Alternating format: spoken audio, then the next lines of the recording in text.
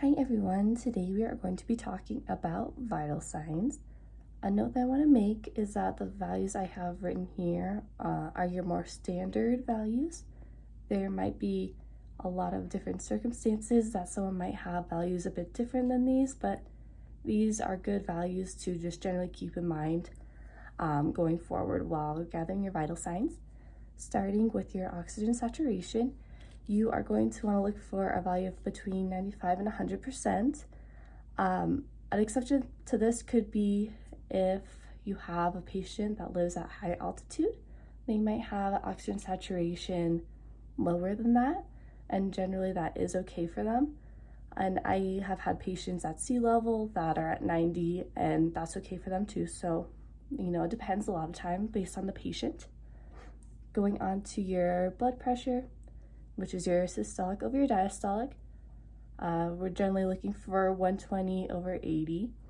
However, again, this can depend on the person. Maybe they have generally lower blood pressure or high blood pressure, but this is the value we would want to keep in mind just to use as a guideline.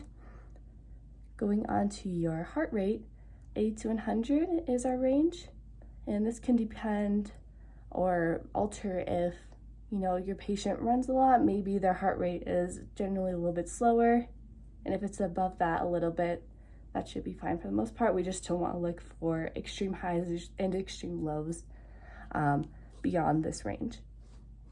Going on to our respirations, 12 to 18 is generally what we're looking for. And finally, our temperature. So I have our Celsius and Fahrenheit written here. 36.1 to 37.2 degrees Celsius, or 97 to 99 degrees Fahrenheit.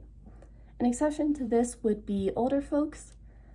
We really don't want them to get a temperature. This can be a lot of times a bit extreme for them to get a temperature. We want to keep special care in mind if our older folks do have a temperature above this range.